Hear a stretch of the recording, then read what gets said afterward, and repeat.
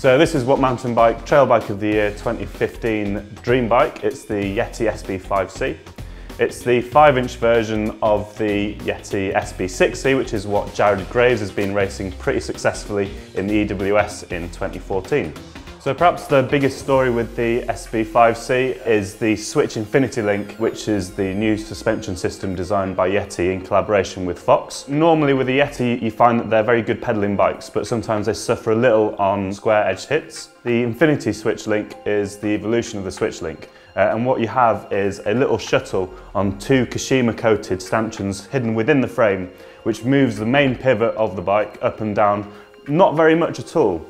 What this Switch Infinity Link meant was that when we were jumping from, say, a 160mm bike onto this 130mm bike, we didn't have to change our approach to the trail. We could still attack as hard as we were. You don't have to change the way you're riding just to fit into the fact that you have that little bit less travel. What it also means is that we now have a Yeti which pedals really well still. It pedals efficiently, it's got the small bump sensitivity is brilliant, but it also handles those bigger square edge hits fantastically as well, which is something which perhaps has been lacking with earlier switch-linked Yetis in the past.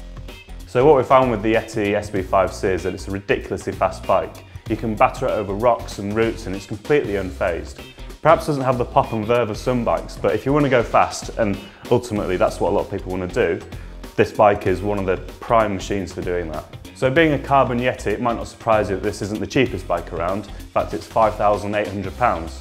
But as you can see, the spec is pretty top end. Up front, we've got Fox's 34. It's colour matched with the Yeti turquoise. This is the top end 34, so you get the Kashima coated stanchions, which are butted inside.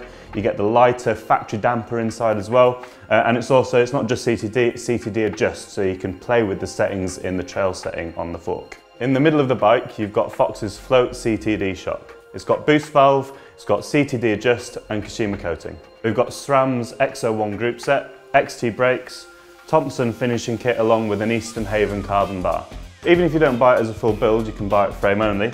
It's nice and versatile, so it's got a bottom mount down here, it's got direct mount front mech if you want to run a 2x system. Perhaps our only question with the spec is the Maxxis Ardent tyre. It's got quite a rounded profile and it's not quite as aggressive as we'd like. We'd like something with a bit of a stronger edge to it so you can really cut into the corners. So the SB5C comes at quite a price, but if you're looking to change from a big 160mm bike to something a bit smaller, a bit more nimble and a bit lighter, but still able to hit those rocky, rough, rooty sections with as much speed as you'd like, then perhaps this is the bike for you.